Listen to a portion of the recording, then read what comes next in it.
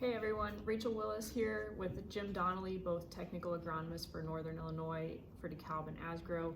We're here with another agronomic update for you. So this week, a lot of our discussion is going to be talking about fungicide application, fungicide spray decisions, especially in relation to, we've had a little bit more rainfall now, so looking at disease pressure.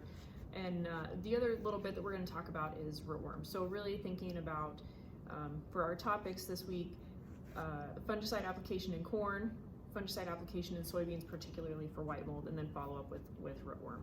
So to start off with, Jim, let's just jump into some of the topics here. The first one that I have on my mind is you found some tar spot. That's made us all kind of think about fungicide decisions in corn. Let's just address that now. Okay.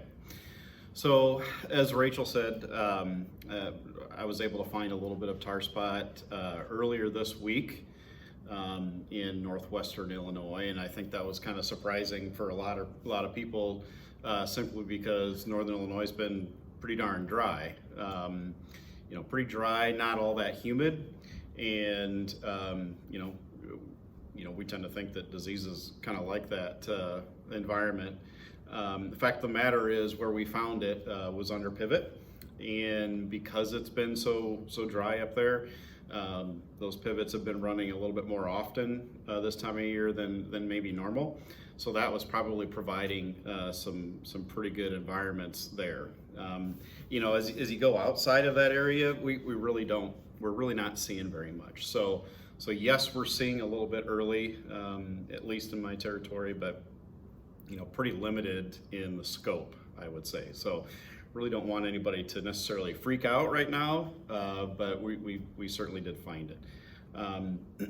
Moving forward, I think we still have to watch a little bit though, because the environment's kind of changed here in the last couple weeks. We've gotten quite a bit more rainfall, especially the southern part of my territory and then much of your territory, right? You received quite a bit of rainfall and in higher humidity. So I think there's certainly potential for that disease to get going, but it's gonna depend on kind of what the environment plays out, or how it plays out here in the next month or so. Sure.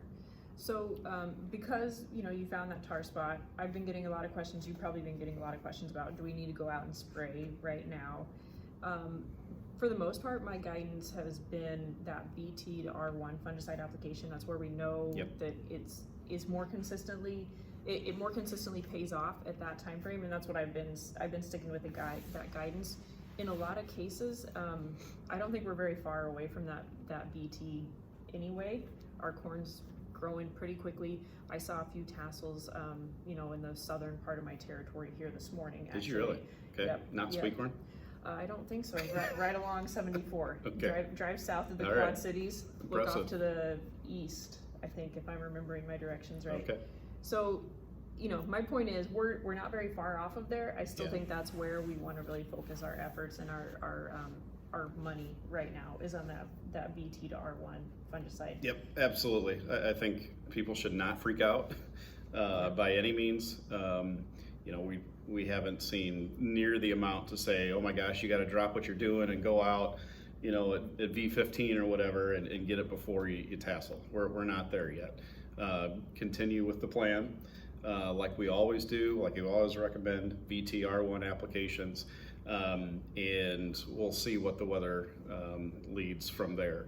But it definitely, everybody remain calm. You should have said that a little earlier. Yeah.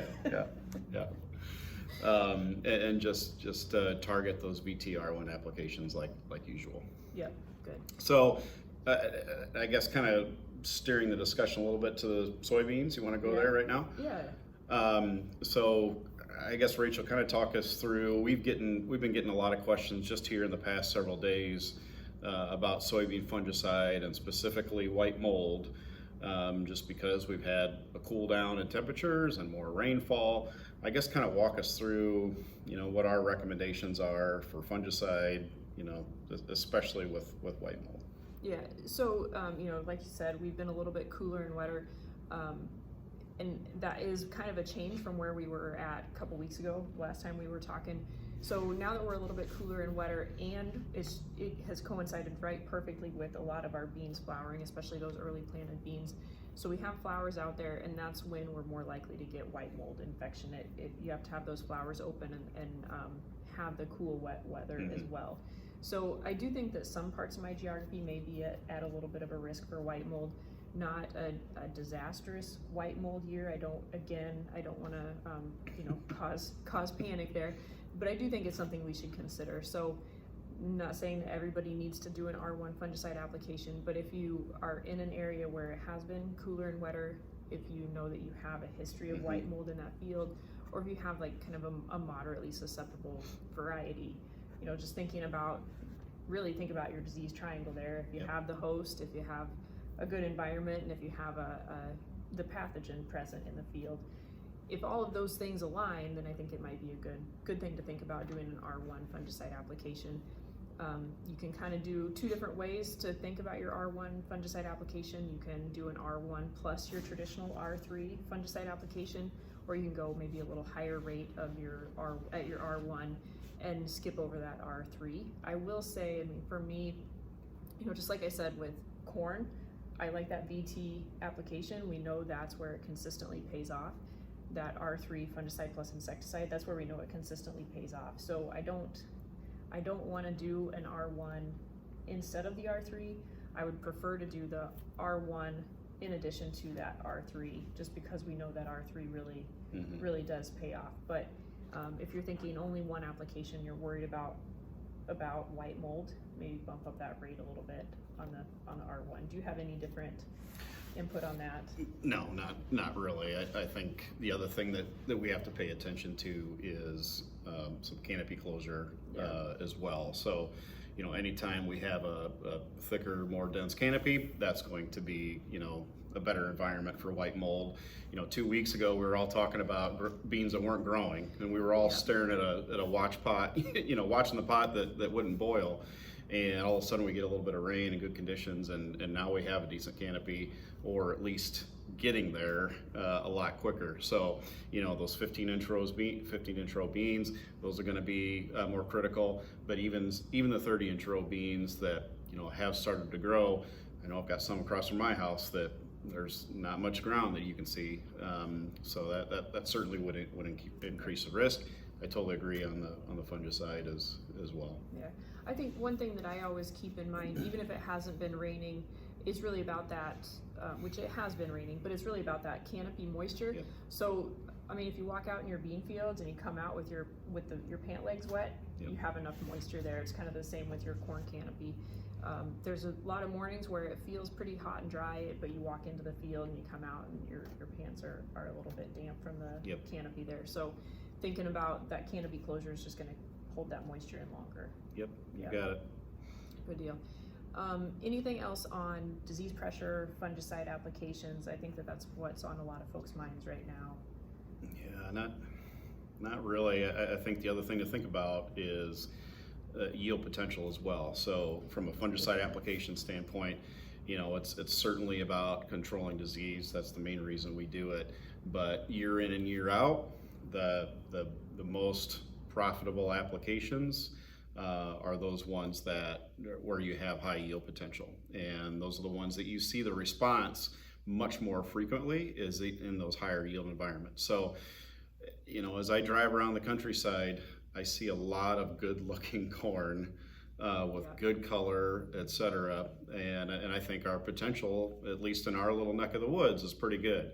So, aside from all the disease stuff, to me, it's looking like really good conditions for an application of fungicide to pay off. Yeah. So I would lean that way versus not. For sure. And I would kind of add, we have some very good looking corn. It all came up. We have a good stand there.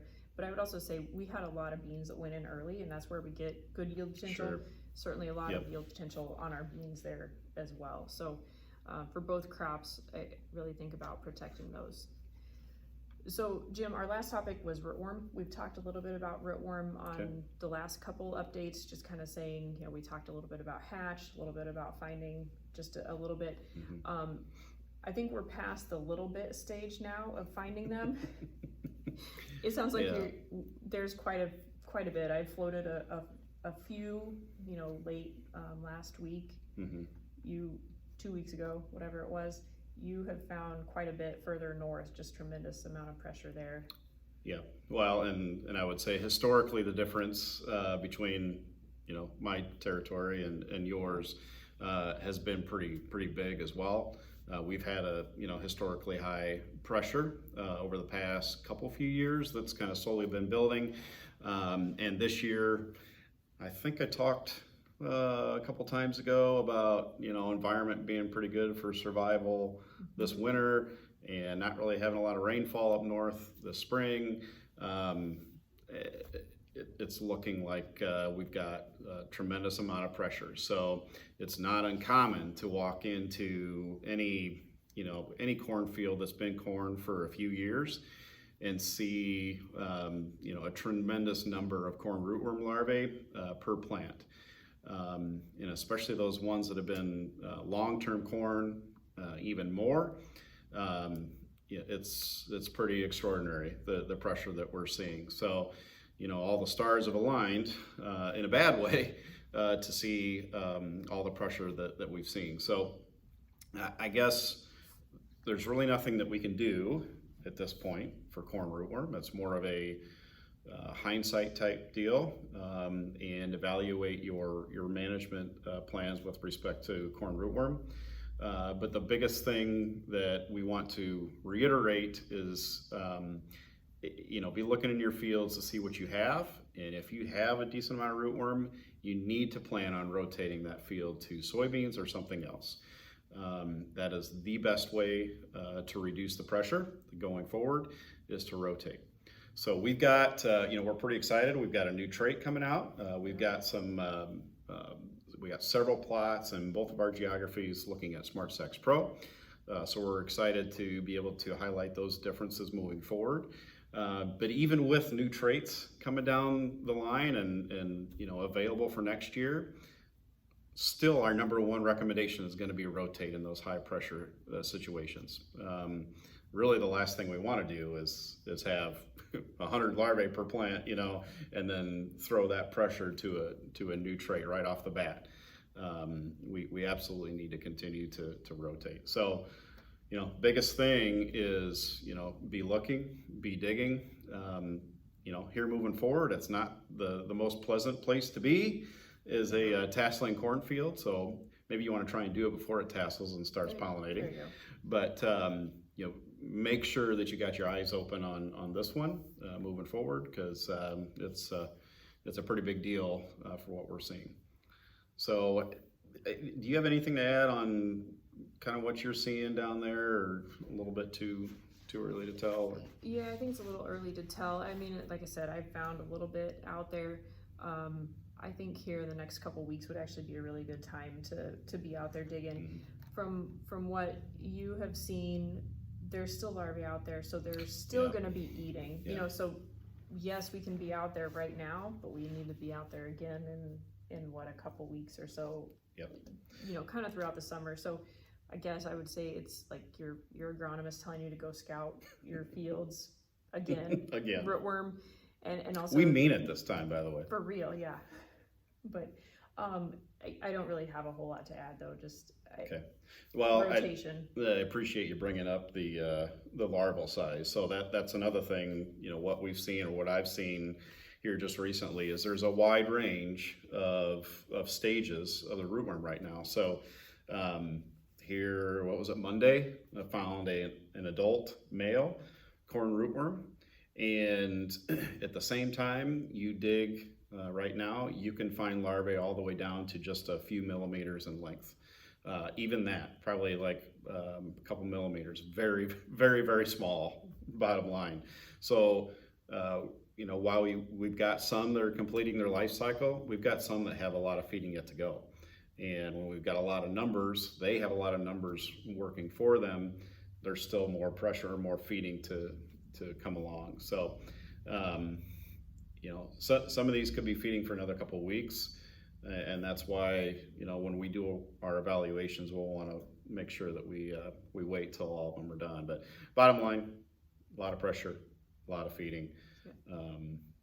I guess, probably when we're looking at evaluating going forward over the next month or so, we're going to be encouraging scouts, our retailers, and ourselves to be putting out yellow sticky traps for monitoring. That's the best way, or one of the best ways we have right now to kind of predict what the potential is for that next year. So that involves setting those yellow sticky traps in corn on corn fields, and as you go in the eastern part of the state, even in soybean fields, but deploying those sticky traps and counting them over the course of several weeks to kind of help give us an idea of what the pressure is. So that's another way to help you evaluate what we're going to see or what we might see the following year. Yep, good call. So basic takeaways: scout your fields, think about rotating to beans. Yes. Okay. Yep. So anything else? I have some GDUs. I think I forgot to mention at the front end, but I have some GDU updates if we want to. I don't think so. Go right ahead. So we've kind of been tracking ahead for a lot of the year. If you remember, we're going back to April 5th. That's when some of the first corn was planted. In Peoria, we're at 1265. We're normally at 1131, so a little ahead there. Big Bend up in Whiteside County is at 1190. It's normally at 1155. DeKalb is 1150. It's usually at 1040. And Freeport again is way ahead. It's at 1167, and it's usually at 990. So we're nice and warm. But last couple of weeks, I think that we kind of cooled off last week, so we might be slowing down a little bit on our pace there. So thanks for listening in, guys. Appreciate this. As always, let us know if you have questions or comments on our topics. Yep, absolutely. Thanks for tuning in.